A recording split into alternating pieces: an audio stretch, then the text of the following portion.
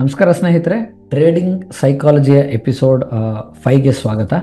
ಇಲ್ಲಿ ನಾವೇನು ಓದ್ತೀವಿ ಅಂದರೆ, ಎಷ್ಟೊಂದು ಸತಿ ನಾವೇನು ಮಾಡ್ತೀವಿ, ಅಕಸ್ಮಾತ್ ಯಾವಾಗಲಾರು ನಾವು ದುಡ್ಡನ್ನ ಕಳ್ಕೊಂಡಾಗ ನಾವು ಟ್ರೇಡಿಂಗ್ ಸಿಸ್ಟಮ್ ಮೇಲೆ ಬ್ಲೇಮ್ ಮಾಡ್ತೀವಿ ಹೊರತು ನನ್ನಿಂದ ತಪ್ಪಾಗಿದೆ ಅಂತ ನಾವು ಒಪ್ಪಕ್ಕೆ ರೆಡಿ ಇಲ್ಲ. ನಾವು ಸುಮಾರು ಸತಿ ನೋಡಿದ್ದೀವಿ. ಅಂದರೆ ಪೋರ್ಟ್ಫೋಲಿಯೋ ಮ್ಯಾನೇಜ್ಮೆಂಟಿಗೆ ಅಂತ ಹೇಳಿ ಯಾರೋ ಒಬ್ಬರಿಗೆ ಬ್ಲೈಂಡಾಗಿ ನಂಬಿಬಿಟ್ಟು ದುಡ್ಡು ಕೊಟ್ಬಿಡೋದು. ಕೊಟ್ಟಾದ್ಮೇಲೆ ಅವನು ಅಕಸ್ಮಾತ್ ಏನಾದ್ರು ಲಾಸ್ ಮಾಡ್ದ ಅಂದರೆ ನಿನ್ನಿಂದನೇ ತಪ್ಪಾಗಿರೋದು, ನೀನು ನಂಗೆ ದುಡ್ಡು ವಾಪಸ್ ಕೊಡು ಅಂತ ಹೇಳಿ ಜಗಳ ಆಡ್ತಾರೆ. ಸರಿ ಅಂದ್ಬಿಟ್ಟು ನಾವೇನು ಮಾಡ್ತೀವಿ, ನಾವೇ ಆ ಪರ್ಟಿಕ್ಯುಲರ್ ದುಡ್ಡನ್ನು ಇನ್ವೆಸ್ಟ್ ಮಾಡ್ಕೊಂಡು ನಾವೇ ಟ್ರೇಡ್ ಮಾಡ್ತೀವಿ. ಅಕಸ್ಮಾತ್ ನಾವೇನಾದ್ರು ಲಾಸ್ ಮಾಡಿದ್ರೆ ನಾವು ನಮ್ಮಿಂದ ಲಾಸ್ ಆಗಿದೆ ಅಂತ ನಾವು ಹೇಳಲ್ಲ. ನಾವೇನು ಹೇಳ್ತೀವಿ, ಟ್ರೇಡಿಂಗ್ ಸಿಸ್ಟಮ್ ಸರಿ ಇಲ್ಲ, ಸ್ಟ್ರಾಟಜಿ ಸರಿ ಇಲ್ಲ, ಅಥವಾ ಯಾವುದೊಂದು ನ್ಯೂಸ್ ಬಂದ್ಬಿಡ್ತು, ಉಲ್ಟಾ ಹೊಡ್ಬಿಡ್ತು ಅಂತ ಬ್ಲೇಮ್ ಗೇಮ್ ಮಾಡ್ತೀವಿ ಹೊರತು ನಮ್ಮನ್ನು ನಾವು ಸರಿನಾ ತಪ್ಪಾ ಅಂತ ನಾವು ನೋಡ್ಕೊಳ್ಳೋದೇ ಇಲ್ಲ. ಸೊ ಅದ್ರ ಬಗ್ಗೆ ಹೇಳ್ತಾರೆ. ಎಷ್ಟೊಂದು ಜನ ಒಬ್ಬರು ಈಗ ಬಿಗಿನರ್ಸ್ ಆಗ್ಬೋದು ಅಥವಾ ಅಮೆಚೂರ್ ಟ್ರೇಡರ್ಸ್ ಆಗ್ಬೋದು, ಪ್ರತಿಯೊಬ್ಬರಿಗೂ ಕೂಡ ನಾನು ಹೇಳೋದೇನು ಅಂದರೆ, ನೀವು ಪ್ರೊಫೆಷ್ನಲ್ ಟ್ರೇಡರ್ಸ್ ಆಗಬೇಕು ಅಂದರೆ ನಿಮ್ಮ ಮೆಂಟಲ್ ಡಿಸಿಪ್ಲಿನ್ ಮೇಲೆ ಜಾಸ್ತಿ ಫೋಕಸ್ ಮಾಡಬೇಕೆ ಹೊರತು ಟ್ರೇಡಿಂಗ್ ಸ್ಟ್ರಾಟಜೀಸ್ ಅಥವಾ ಟ್ರೇಡಿಂಗ್ ಸಿಸ್ಟಮ್ ಮೇಲಲ್ಲ. ದೊಡ್ಡ ದೊಡ್ಡ ಪ್ರೊಫೆಷ್ನಲ್ ಟ್ರೇಡರ್ಸು ಎಂಥ ಸ್ಟ್ರಾಟಜಿನೂ ಜಾಸ್ತಿ ಯೂಸ್ ಮಾಡಲ್ಲ. ಅವ್ರು ಮೇನಾಗಿ ಫೋಕಸ್ ಮಾಡೋದು ಯಾವ್ದ್ರ ಮೇಲೆ ಅಂದರೆ ರಿಸ್ಕ್ ಮ್ಯಾನೇಜ್ಮೆಂಟ್ ಮೇಲೆ. ಅಂದರೆ ಲಾಸ್ ಆದರೆ ಅದನ್ನು ಕಮ್ಮಿ ಲಾಸಲ್ಲಿ ಹೆಂಗೆ ಆಚೆ ಬರ್ಬೋದು, ಪ್ರಾಫಿಟ್ ಆದರೆ ಮ್ಯಾಕ್ಸಿಮಮ್ ಪ್ರಾಫಿಟಲ್ಲಿ ಹೆಂಗೆ ಆಚೆ ಬರ್ಬೋದು, ರಿಸ್ಕ್ ಮ್ಯಾನೇಜ್ಮೆಂಟು. ಅದ್ರ ಜೊತೆಗೆ ನಾವು ಎಷ್ಟು ತಾಳ್ಮೆಯಿಂದ ನಾವು ಈ ಪರ್ಟಿಕ್ಯುಲರ್ ಟ್ರೇಡಿಂಗ್ ಸ್ಟ್ರಾಟಜೀಸ್ನ ಇಂಪ್ಲಿಮೆಂಟ್ ಮಾಡಬೇಕು, ಅದ್ರ ಬಗ್ಗೆ ಫೋಕಸ್ ಮಾಡ್ತಾರೆ ಹೊರತು ಈ ಪರ್ಟಿಕ್ಯುಲರ್ ಸ್ಟ್ರಾಟಜಿ ಚೆನ್ನಾಗಿದೆ, ಇದಕ್ಕೆ 50,000 ಕೊಡೋಣ, ಇದು ಅಲ್ಗಾರಿದಮ್ ಮಾಡಿಸೋಣ, ಇದಕ್ಕೊಂದು 1,00,000 ಕೊಡೋಣ ಅಂತೇಳಿ ಅದ್ರ ಮೇಲೆ ಅವ್ರು ಜಾಸ್ತಿ ಇನ್ವೆಸ್ಟ್ ಮಾಡೋದಿಲ್ಲ. ಸೊ ನಾವು ಏನು ಮಾಡಬೇಕು ಅಂದರೆ, ಎಷ್ಟೊಂದು ಜನ ನಾವು ನೋಡಿದ್ದೀವಿ. ಇವಾಗ ಇನಿಷಿಯಲಿ ಅಲ್ಲಿ ಯಾರೊಬ್ಬರು ಒಂದು 5,000 ರೂಪಾಯಿ ಕೋರ್ಸ್ ಟ್ರೈನಿಂಗ್ ಸಿಸ್ಟಮ್ ಹೇಳ್ಕೊಡ್ತೀವಿ, ಟ್ರೈನಿಂಗ್ ಕೊಡ್ತೀವಿ ಅಂತ ತಕ್ಷಣ ಅಲ್ಲಿಗೆ ಹೋಗಿ ಜಾಯ್ನ್ ಆಗ್ತಾರೆ. ಪ್ರಾಫಿಟ್ ಮಾಡ್ಕೋತಾರೆ, ಲಾಸ್ ಮಾಡ್ಕೋತಾರೆ ಗೊತ್ತಿಲ್ಲ. ಅಲ್ಲಿಂದ ಪುನಃ ನೆಕ್ಸ್ಟ್ ಲೆವೆಲ್ಗೆ ಹೋಗ್ತಾರೆ. ಅಲ್ಲಿ ಸರ್ ಇಲ್ಲ ಸರ್, ನಮ್ದು ಇಲ್ಲಿ 12,000 ಕೋರ್ಸು ನಿಮ್ಗೆ ಎಲ್ಲ ಹೇಳ್ಕೊಟ್ಬಿಡ್ತೀವಿ, ಓಕೆ ಜಾಯ್ನ್ ಆಗಲಿ. ಕೆಲವರು ಆನ್ಲೈನ್ ಕೋರ್ಸಿಗೆ ಬರ್ತಾರೆ, 50,000 ಕೋರ್ಸು ಜಾಯ್ನ್ ಆಗ್ತೀವಿ. ಸರ್ ಇಲ್ಲ ಸರ್, ನಮ್ಮದು 1,00,000 ಕೋರ್ಸು ಜಾಯ್ನ್ ಆಗ್ತೀವಿ. ಈ ಎಲ್ಲ ಥ್ರೋಟ್ ಸೀರೀಸ್ ಕಂಟಿನ್ಯೂಸ್ಲಿ ಎಲ್ಲ ಕೋರ್ಸಸ್ಸು ಜಾಯ್ನ್ ಆಗಿರ್ತಾರೆ. ರೈಟ್ ಗುರುನ ಹೊಡ್ಕೊಂಡು ಹೋಗ್ತಾನೆ, ಪ್ರತಿಯೊಂದು ಕಡೆನೂ ಸಿಗ್ತಾರೆ. ಆದರೆ ಇದುವರೆಗೂ ಒಂದು ದುಡ್ಡು ಮಾಡ್ಕೊಂಡಿರಲ್ಲ. ಏನು ಮಾಡ್ತಾರೆ ಅಂದರೆ, ಸಿಸ್ಟಮ್ ಸರಿ ಇಲ್ಲ, ಇಂಡಿಕೇಟರ್ ಸರಿ ಇಲ್ಲ, ಅದರಿಂದ ಲಾಸ್ ಆಗ್ತಾ ಇದೆಯೇ ಹೊರತು ನಾನು ನನ್ನ ಕಡೆಯಿಂದ ತಪ್ಪಾಗ್ತದೆ ಅಂತ ಒಂದು ಸೆಕೆಂಡು ಯೋಚನೆ ಮಾಡಲ್ಲ. ಸೊ ಇಲ್ಲಿ ನಾವು ಮಾಡಬೇಕಾಗಿರೋದು ಏನಪ್ಪ ಅಂದರೆ ಸೆಲ್ಫ್ ರಿಫ್ಲೆಕ್ಷನ್.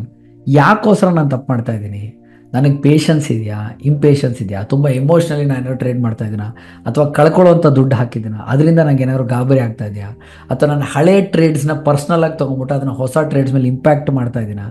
ಇದ್ರ ಮೇಲೆ ನಾವು ಜಾಸ್ತಿ ಗಮನ ಕ್ವಶನ್ ಮಾಡ್ಕೊಂಬಿಟ್ಟು ಅದನ್ನು ಜರ್ನಲಲ್ಲಿ ಬರ್ಕೊಂಡು ಅದ್ರ ಬೇಸಿಸ್ ಮೇಲೆ ನಾವೇನಾದ್ರು ಫೋಕಸ್ ಮಾಡಿದ್ರೆ ನಮ್ಮ ಟ್ರೇಡಿಂಗ್ ಸ್ಟ್ರಾಟಜಿ ತುಂಬ ಬೇಸಿಕ್ ಇಂಡಿಕೇಟರ್ ಇದ್ದರೂ ಕೂಡ ನಾವು ಅದರಲ್ಲಿ ಸಕ್ಸಸ್ಫುಲ್ ಆಗ್ತೀವಿ.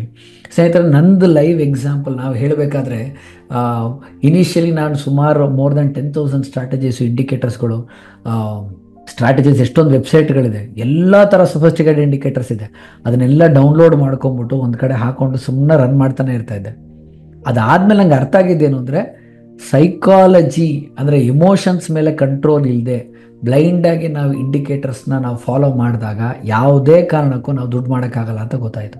ಸೊ ಅದಾದಮೇಲೆ ನಂದು ಮುಂಚೆ 25 ಇಂಡಿಕೇಟ್ರು, 10 ಇಂಡಿಕೇಟ್ರು, 12 ಇಂಡಿಕೇಟ್ರು ಈ ಥರ ಇರೋಂಥ ಸಿಸ್ಟಮು ಈಗ ಬರೀ ಕ್ಯಾಂಡಲ್ ಸ್ಟಿಕ್ಸು, ಬರೀ ಪ್ಯಾರಾಬೋಲಿಕ್ ಸಾರು ಅಥವಾ ಬರೀ RSI ಇಷ್ಟಕ್ಕೆ ಮಾತ್ರ ಫೋಕಸ್ ಆಗಿ ಕಮ್ಮಿ ಮಾಡ್ಕೊಂಬಿಟ್ಟಿದ್ದೀನಿ. ಹೇಗೆ, ನಾನು ನನ್ನ ಮೆಂಟಲ್ ಇಂಪ್ರೂವ್ಮೆಂಟ್ ಮೇಲೆ ಜಾಸ್ತಿ ಫೋಕಸ್ ಮಾಡ್ತಾ ಇದ್ದೀನಿ ಹೊರತು ಇಂಡಿಕೇಟರ್ಸ್ ಮೇಲೆ ನಾನು ಫೋಕಸ್ಸೇ ಮಾಡ್ತಾಯಿಲ್ಲ. ಯಾಕೆ, ಇವತ್ತಲ್ಲ ನಾಳೆ ನಾವು ಕರೆಕ್ಟಾಗಿರೋ ದುಡ್ಡು ಹಾಕಿ ಕರೆಕ್ಟಾಗಿರೋ ಸ್ಟ್ರಾಟಜಿನ ಫಾಲೋ ಮಾಡಿದ್ರೆ ಇವತ್ತು ನನಗೆ ಟೆಂಪರರಿ ಲಾಸ್ ಆಗ್ಬೋದು, ಆದರೆ ನಾಳೆ ನನಗೆ ಅದ್ರ 3 ಟೈಮ್ಸ್ ಅಥವಾ 4 ಟೈಮ್ಸ್ ದುಡ್ಡು ಬರುತ್ತೆ ಅಂತ ನಂಬಿಕೆ ಬಂದ್ಬಿಟ್ಟಿದೆ. ಸೊ ಈ ಚೇಂಜಸ್ ಏನಿದೆಯಲ್ಲ, ಇದನ್ನು ನಾವು ಡೆವಲಪ್ ಮಾಡ್ಕೋಬೇಕು. So the force is within you. So ಇದನ್ನು ನಾವೇನು ಮಾಡಬೇಕು ಅಂದರೆ, ಟ್ರೇಡರ್ಸ್ನ ಈ ಪರ್ಟಿಕ್ಯುಲರ್ ಇನ್ಫಾರ್ಮೇಷನ್ ಬಗ್ಗೆ ಜಾಸ್ತಿ ಗಮನ ಕೊಡೋದು ಮುಖ್ಯ. ನಾನು ಏನಕ್ಕೋಸ್ಕರ ಕಳ್ಕೊತಾ ಇದ್ದೀನಿ, ನಾನು ಹೆಂಗೆ ಇಂಪ್ರೂವ್ ಆಗಲಿ, ಇದ್ರ ಬಗ್ಗೆ ಜಾಸ್ತಿ ಗಮನ ಕೊಡಿ. ಟ್ರೇಡಿಂಗ್ ಸಿಸ್ಟಮ್ನ ಬ್ಲೇಮ್ ಮಾಡೋಕ್ಕೆ ಹೋಗಬೇಡಿ. ಇನ್ನೊಂದು ಕೀ ಪಾಯಿಂಟು, ನಮ್ಮ ವರ್ಕ್ ಸ್ಪೇಸ್ನ ತುಂಬ ಕರೆಕ್ಟಾಗಿ ಇಟ್ಕೋಬೇಕು. ನಮ್ಮ ಆ್ಯಟಿಟ್ಯೂಡ್ಸ್ ಆಗ್ಬೋದು, ನಮ್ಮ ಇಂಟರ್ನಲ್ ವರ್ಕ್ ಸ್ಪೇಸು ಆಗ್ಬೋದು, ಅಥವಾ ಎಕ್ಸ್ಟರ್ನಲ್ ವರ್ಕ್ ಸ್ಪೇಸು ಆಗ್ಬೋದು, ಪ್ರತಿಯೊಂದೂ ಕೂಡ ಮ್ಯಾಟ್ರ್ ಆಗುತ್ತೆ. ನಾವು ನೋಡಿದ್ದೀವಿ ಆ್ಯಕ್ಚುಲಿ, ಕೆಲವೊಂದು ಡಾಕ್ಯುಮೆಂಟ್ರೀಸ್ ಎಲ್ಲ ನೋಡಿದ್ದೀನಿ. ಅಲ್ಲಿ ಬೆಳಗ್ಗೆ 4:30-5 ಗಂಟೆಗೆ ಆಫೀಸಿಗೆ ಕರೀತಾರೆ, if is A professional portfolio manager. ಅಲ್ಲಿಂದ ಮಾರ್ಕೆಟ್ 9:30 ತನಕ ಆಲ್ಮೋಸ್ಟ್ ಒಂದು 3.5 to 4 hours complete news, complete market preparedness, ಇದ್ರ ಬಗ್ಗೆ ಎಲ್ಲ ಫೋಕಸ್ ಮಾಡಿ ರೆಡಿ ಆಗ್ತಾನೆ, ಮೆಂಟಲಿ ಪ್ರಿಪೇರ್ ಆಗ್ತಾನೆ. ಅದಾದಮೇಲೆ ಏನಾಗುತ್ತೆ, ನೆಕ್ಸ್ಟ್ ಮಾರ್ಕೆಟ್ ಮೂವ್ಮೆಂಟ್ ಆಗಬೇಕಾದ್ರೆ ಯಾವುದೇ ಥರ ಹೊಸ ಸ್ಟ್ರಾಟಜೀಸ್ ಆಗಲಿ ಹೊಸ ಇಂಪ್ಲಿಮೆಂಟೇಷನ್ ಆಗಲಿ ಮಾಡಲ್ಲ. ಬಿಕಾಸ್ ನಿನ್ನೆನೇ ಅವನು ಆಲ್ರೆಡಿ ಪ್ರಿಪೇರ್ ಆಗಿಬಿಟ್ಟಿದೆ. ಈ ಥರ ಸಿನಾರಿಯೋಸ್ ಬಂದರೆ ನಾನು ಏನು ಮಾಡಬೇಕು ಅಂತ ಆಲ್ರೆಡಿ ಪ್ರಿಪೇರ್ ಆಗಿಬಿಟ್ಟಿರ್ತಾನೆ. ಅದಾದಮೇಲೆ ಔಟ್ಪುಟ್ ನೋಡಿದಾಗ 25% ಗೇನ್, 60% ಗೇನ್, 120% ಗೇನ್. ಸೊ ನಾವು ಮಾಡಬೇಕಾಗಿರೋದೇನು, ಹರ್ಡಲ್ಸ್ ಏನಿದೆ, ಹೊಸ ಹರ್ಡಲ್ಸ್ ಏನಿದೆ, ಇಂಟರ್ನೆಟ್ ಡಿಸ್ಕನೆಕ್ಷನ್ ಇದೆಯಾ, ನಾನು ಹೇಳಿದ್ದೆ ಪ್ರತಿಯೊಂದನ್ನು ನೀವು ಯೋಚನೆ ಮಾಡಬೇಕು. If and then analysis. ಹಿಂಗಾದ್ರೆ ನಾ ಏನು ಮಾಡ್ತೀನಿ, ಹಿಂಗಾಗಿಲ್ಲ ಅಂದರೆ ನಾ ಏನು ಮಾಡ್ತೀನಿ, ಮಾರ್ಕೆಟ್ ಕೆಳಗೆ ಬಿದ್ದರೆ ನಾ ಏನು ಮಾಡ್ತೀನಿ, ಇದ್ದಕ್ಕಿದ್ದಂಗೆ ಮೇಲೆ ಹೋಗ್ಬಿಟ್ರೆ ನಾ ಏನು ಮಾಡ್ತೀನಿ. ಪ್ರತಿಯೊಂದೂ ಮಾರ್ಕೆಟ್ ಬಗ್ಗೆನೂ ಅಷ್ಟೇ, ಎಕ್ಸ್ಟರ್ನಲ್ ಚಾಲೆಂಜಸ್ಸು ಅಷ್ಟೇ, ಇಂಟರ್ನಲ್ ಚಾಲೆಂಜಸ್ ಇದೆ. ನಾನು ಟ್ರೇಡಿಂಗ್ಗೆ ಕೂತಿರ್ತೀನಿ, ಇದ್ದಕ್ಕಿದ್ದಂಗೆ ನಂಗೆ ಫೋನ್ ಬಂತು ಅಥವಾ ಯಾರೊಬ್ಬರು ಕಾಲ್ ಮಾಡಿದ್ರು, ಅವ್ರಿಗೆ ನಾವು ಉತ್ತರ ಕೊಡಬೇಕಾ ಕೊಡಬಾರ್ದು, ಅಲ್ಲಿ ಲೆವೆಲ್ಗೂ ನಾವು ಥಿಂಕ್ ಮಾಡಬೇಕು. ಮಾಡಿ ಅದಕ್ಕೊಂದು ಪ್ಲ್ಯಾನ್ ಬರೆದು ಇಟ್ಕೊಂಡಿರ್ಬೇಕು. ಏನಾಗುತ್ತೆ, ಅದ್ರ ಇಂಪ್ಲಿಮೆಂಟೇಷನ್ ನಿಮಗೆ ತುಂಬ ಫಾಸ್ಟ್ ಆಗುತ್ತೆ. ಅದಾದಮೇಲೆ ಇಂಟರ್ನಲ್ ಚಾಲೆಂಜಸ್ ಸಿಕ್ಕಾಬಟ್ಟೆ ಇರುತ್ತೆ. ಹೌದಾ, ಏನಾಗುತ್ತೆ, ಟಾರ್ಗೆಟ್ಸ್ನ ಕಂಟಿನ್ಯೂಸ್ ಆಗಿ ರನ್ ಮಾಡ್ತಾ ಹೋಗ್ತೀವಿ, ಸಿಸ್ಟಮ್ನ ಫಾಲೋ ಮಾಡಲ್ಲ, ನಮ್ಮನ್ನು ನಾವೇ ಡೌಟ್ ಮಾಡ್ಕೋತೀವಿ, ಚಾನ್ಸಸ್ ಏನಾದ್ರು ಮಿಸ್ ಆಯಿತು ಅಂದರೆ ತುಂಬ ರಿಗ್ರೆಟ್ ಮಾಡ್ತೀವಿ. ಸೊ ನಮ್ಮ ಎಮೋಷ್ನಲಿ ಸಬ್ಕಾನ್ಷಿಯಸ್ ಲೆವೆಲ್ ಏನಾಗುತ್ತೆ, ಪ್ರತಿಯೊಂದು ಮೈಕ್ರೋ ಲೆವೆಲ್ ಎಮೋಷನ್ಸ್ ನೀವೇನು ತೋರಿಸ್ತಾ ಇರ್ತೀರ, ನಿಮ್ಮ ಮುಖದಲ್ಲಿ ಕಾಣಿಸ್ದೇ ಇರ್ಬೋದು, ಆದರೆ ಎಮೋಷ್ನಲಿ ನೀವು ಅಲ್ಲಿ ವೀಕ್ ಆಗಿರ್ತೀರ, ಅದು ಸಬ್ಕಾನ್ಷಿಯಸಲ್ಲಿ ಜಾಸ್ತಿ ರಿಫ್ಲೆಕ್ಟ್ ಆಗುತ್ತೆ. ಸೊ ಅದೇನು ಮಾಡುತ್ತೆ, ನಿಮ್ಗೆ ಅದೇ ಥರ ಬೇಕು ಅಂದ್ಬಿಟ್ಟು it keeps showing the same thing. So ನೀವು ಪ್ರತಿಯೊಂದು ಸತಿನೂ ಲಾಸ್ ಆಗಲಿ ಪ್ರಾಫಿಟ್ ಆಗಲಿ ಒಂದೇ ಥರ ಎಕ್ಸ್ಪ್ರೆಷನ್ಸ್ ಕೊಟ್ರಿ ಅಂತ ಅಂದ್ಕೊಳ್ಳಿ, ಸಬ್ಕಾನ್ಷಿಯಸ್ಲಿ ನೀವು ಇನ್ನೂ ಸ್ಟ್ರಾಂಗ್ ಆಗ್ತೀರಾ and you will start moving into the winning streaks. Commitment ಬೇಕು. ಪ್ಲೇಸ್ಟೋರ್ಸ್ನಲ್ಲಿ CA ದಯಾನಂದ್ ಬಂಗಾಳಿ ಆ್ಯಪ್ನ ಡೌನ್ಲೋಡ್ ಮಾಡ್ಕೊಳ್ಳಿ. ಅದರಲ್ಲಿ ಕಂಪ್ಲೀಟ್ ಫುಲ್ ಸ್ಟಾಪ್ ಕೋರ್ಸ್ ಒಂದು ಇಂಗ್ಲೀಷ್ನಲ್ಲಿ ಮತ್ತು ಒಂದು ಕನ್ನಡದಲ್ಲಿದೆ. ಇದನ್ನು ಡೌನ್ಲೋಡ್ ಮಾಡ್ಕೊಳ್ಳಿ. ಇನ್ನು ಮುಂದಿನ ಮಾಹಿತಿಗಾಗಿ ಆಫೀಸ್ ಫೋನ್ ನಂಬರ್ಗೆ ಒಂದ್ಸತಿ ಡಯಲ್ ಮಾಡಿಬಿಟ್ಟು ಮಿಕ್ಕಿ ಡೀಟೇಲ್ಸ್ ಬಗ್ಗೆ ವಿವರ ತಿಳ್ಕೊಳ್ಳಿ. ಮೇಜರಾಗಿ ನಾವೇನು ಮಾಡ್ತೀವಿ, ಬ್ಯಾಕ್ ಟೆಸ್ಟ್ ಮಾಡಬೇಕಾದ್ರೆ ನಮಗೆ ಸ್ಟ್ರಾಟಜಿ ಸಕ್ಸಸ್ಫುಲ್ ಆಗುತ್ತೆ. ಆದರೆ ಆ ಸ್ಟ್ರಾಟಜಿನ ನಾವು ಹಾಗೆ ಫಾಲೋ ಮಾಡಬೇಕಾದ್ರೆ ಸಕ್ಸಸ್ಫುಲ್ ಆಗಲ್ಲ. ಯಾಕೆ ಸರ್, ಡೆಮೋ ಟ್ರೇಡಿಂಗಲ್ಲಿ ಸಿಕ್ಕಾಪಟ್ಟೆ ದುಡ್ಡು ಕಾಣಿಸುತ್ತೆ ಸರ್, ಅದೇ ಸ್ಟ್ರಾಟಜೀಸ್ನ ಲೈವಲ್ಲಿ ಹಾಕಿದಾಗ ನಮಗೆ ದುಡ್ಡು ಬರಲ್ಲ. ಯಾಕೆ? ಈ ಕ್ವಶನ್ಸ್ ನಮ್ಮ ಕಾಡ್ತಾನೆ ಇರುತ್ತೆ ನಮಗೆ. ಸರ್ ನಂಗೆ ಡೆಮೋ ಬೇಡ ಸರ್, ಲೈವಲ್ಲೇ ಮಾಡಿ ತೋರಿಸಿ ಅಂತ ಹೇಳ್ತಾರೆ. ಏನು ರೀಸನ್ಗೋಸ್ಕರ ಅಂದರೆ, ಡೆಮೋಲಿ ನಾವು ಟ್ರೇಡ್ ಮಾಡಬೇಕಾದ್ರೆ ನಮ್ಮ ಎಮೋಷನ್ಸ್ ಇನ್ವಾಲ್ವ್ ಆಗಿರಲ್ಲ, ಬರೀ ಸ್ಟ್ರಾಟಜಿಗಳು ಗೊತ್ತಾಗತ್ತೆ ಅಷ್ಟೇ, ನಮ್ಮ ಎಮೋಷನ್ಸ್ ಇನ್ವಾಲ್ವ್ ಆಗಲ್ಲ.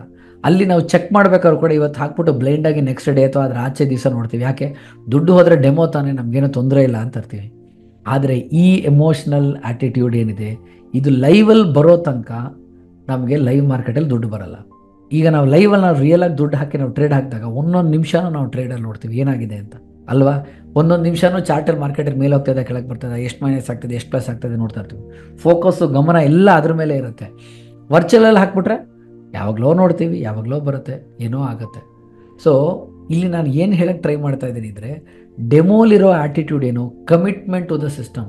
ಅಂದರೆ ಎಫರ್ಟ್ಲೆಸ್ ಆಗಿ ಟ್ರೇಡ್ ಆಗೋವಂಥ ಸ್ಟ್ರಾಟಜೀಸ್ನ ನೀವು ಆ್ಯಕ್ಚುಲಿ ಡೆಮೋಲ್ ಮಾಡ್ತೀರಾ, ಅದನ್ನು ಎಫರ್ಟ್ಲೆಸ್ ಆಗಿ ಲೈವ್ ಅಕೌಂಟಲ್ಲಿ ಮಾಡೋಕ್ಕೆ ಶುರು ಮಾಡಿದಾಗ ನೀವು 100% ಸಕ್ಸಸ್ ಕಾಣ್ತೀರಾ.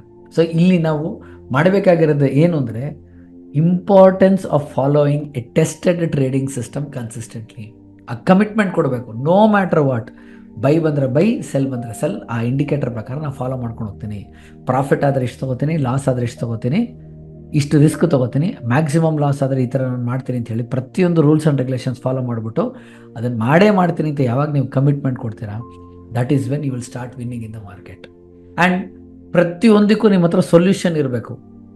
ಇಂಥದ್ದಾದಾಗ ನಾನು ಹೀಗೆ ಮಾಡ್ತೀನಿ ಅಂತ ನಿಮ್ಮ ಹತ್ರ ಸೊಲ್ಯೂಷನ್ ಇರಬೇಕು. ಆ್ಯಂಡ್ ಯಾವುದೇ ಕಾರಣಕ್ಕೂ ಆ ಮೆಂಟಲ್ ಸ್ಟಾಪ್ಸ್ ಅಂತ ಏನಿದೆ ಅದು ಇಟ್ಕೋಬೇಡ್ರಿ. ಏನಾಗುತ್ತೆ, ಇಲ್ಲಿ ಬಂದರೆ ನಾನು ಎಕ್ಸಿಟ್ ಆಗ್ತೀನಿ ಅಂತ ನೀವು ಮೆಂಟಲಿ ಪ್ರಿಪೇರ್ ಆಗಿರ್ತೀರ, ಅದೇ ನೀವು ಸ್ಟಾಪ್ ಲಾಸ್ ಇಟ್ಟಿರಲ್ಲ.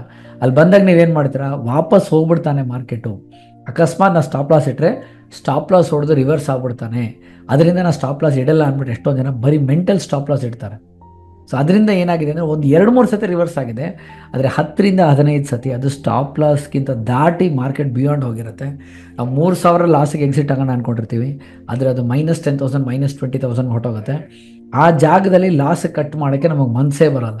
ಆವಾಗ ಏನಾಗುತ್ತೆ, once again we come back to lesson A, beginner trader ಆಗ್ಬಿಡ್ತೀವಿ. ಸೊ ನಾವು ಮಾಡಬೇಕಾಗಿರೋದೇನು ಅಂದರೆ, ನೋ ಮ್ಯಾಟ್ರ್ ವಾಟ್, ನೀವು ಎಲ್ಲ ಥರ ಬ್ಯಾಕ್ ಟೆಸ್ಟಿಂಗ್ ಮಾಡಿರಿ, ಎಲ್ಲ ಥರ ಸಿಸ್ಟಮ್ನ ಮೇಲೆ ಕೆಳಗಡೆ ಲಾಸ್ ಆದರೆ ಎಷ್ಟು, ವರ್ಸ್ಟ್ ಲೆವೆಲ್ ಸಿನಾರಿಯೋಸ್ ಏನು, ಪ್ರತಿಯೊಂದರಲ್ಲೂ ಟೆಸ್ಟ್ ಮಾಡಿಬಿಡ್ರಿ. ಒಂದು ಸತಿ ನೀವು ಆ ಸಿಸ್ಟಮ್ನ ನಂಬಿದ್ರಿ ಅಂತ ಅಂದ್ಕೊಳ್ಳಿ, ರಿಯಲ್ ಮಾರ್ಕೆಟಿಗೆ ಬಂದಾಗ ಯಾವುದೇ ಕಾರಣಕ್ಕೂ ಆ ಪರ್ಟಿಕ್ಯುಲರ್ ಸ್ಟ್ರಾಟಜಿನ ಡಬಲ್ ಕ್ವಶನ್ ಮಾಡಲೇಬಾರ್ದು. ಯಾರು ಏನೇ ನ್ಯೂಸ್ ಹೇಳಿರಲಿ ಅಥವಾ ಯಾರೇ ಏನೇ ಬಂದೊಂದು ರಾಂಗ್ ಇನ್ಫಾರ್ಮೇಷನ್ ಕೊಡಲಿ, ನನ್ನ ಸಿಸ್ಟಮ್ನ ನಾನು 30 ಇಯರ್ಸಿಂದ ಚೆಕ್ ಮಾಡಿದ್ದೀನಿ, ಅದು ಪ್ರೂವನ್ ಟೆಕ್ನಿಕ್ಕು, ಅದು ಬಿಟ್ಟರೆ ನಾನು ಇನ್ನೇನು ಮಾಡಲ್ಲ ಅಂತ ನೀವು ಯಾವಾಗ ಮೆಂಟಲಿ ಒಂದು ಬ್ಲಾಕ್ ಮಾಡ್ಕೋತೀರಾ ಅಲ್ಲಿ ತನಕ ನೀವು ಪ್ರೊಫೆಷ್ನಲ್ ಟ್ರೇಡರ್ಸ್ ಆಗಲ್ಲ. ಸೊ ಒಂದು ಸತಿ ಬ್ಯಾಕ್ ಟೆಸ್ಟ್ ಮಾಡ್ಕೊಳ್ಳಿ, ಕನ್ಫರ್ಮೇಷನ್ ತೊಗೊಳ್ಳಿ, ಅದಾದ ತಕ್ಷಣವೇ ಲೈವ್ ಮಾರ್ಕೆಟಿಗೆ ಬಂದಾಗ ಬ್ಲೈಂಡಾಗಿ ಅದನ್ನು ಫಾಲೋ ಮಾಡಬೇಕು. No matter what. In case ನೀವು ಫಾಲೋ ಮಾಡಲಿಲ್ಲ ಅಂದರೆ ಏನಾಗುತ್ತೆ, ಮತ್ತು you will become a beginner trader. So ಈ ಡಿಸಿಪ್ಲಿನ್ ಬಗ್ಗೆ, ಇದ್ರ ಬಗ್ಗೆ ತುಂಬಾ ಫೋಕಸ್ ಇಟ್ಕೊಂಡಿರಬೇಕು. ಇದಾಯಿತು ಎಪಿಸೋಡ್ 5. ನೆಕ್ಸ್ಟು ಫೈನಲ್ ಎಪಿಸೋಡು, ಒಂದು ಫೈನಲ್ ಕನ್ಕ್ಲೂಷನ್ ಕೊಡ್ತೀನಿ. ಇನ್ಯಾವುದಾದ್ರೂ ಎಮೋಷನ್ಸ್ ಬಗ್ಗೆ ಅಥವಾ ಇದ್ರ ಬಗ್ಗೆ ನಿಮ್ಗೆ ಯಾವುದಾದ್ರೂ ಒಂದು ಲೈವ್ ಆಗಿ ಸಿನಾರಿಯೋಸ್ ಆಗಿತ್ತು ಅಂದರೆ ನಮಗೆ ಕೆಳಗಡೆ ಕಮೆಂಟ್ ಬಾಕ್ಸಲ್ಲಿ ತಿಳಿಸಿ, ನಿಮ್ಮ ಎಕ್ಸ್ಪೀರಿಯನ್ಸ್ಗಳು ಕೂಡ ಶೇರ್ ಮಾಡಿರಿ. ಅದಲ್ಲದೆ ಇನ್ನು ಯಾವುದಾದ್ರೂ ಸೀರೀಸ್ ಬಗ್ಗೆ ನಿಮಗೆ ವೀಡಿಯೋಸ್ ಬೇಕು ಅಂದರೆ ಕೂಡ ಕಮೆಂಟ್ ಬಾಕ್ಸಲ್ಲಿ ತಿಳಿಸಿ. Thank you everyone, take care, all the best. ಸಂಪರ್ಕಿಸಿ CA Dayanand Bongali, stock market training institute, Rajajinagar, first block, Bengaluru.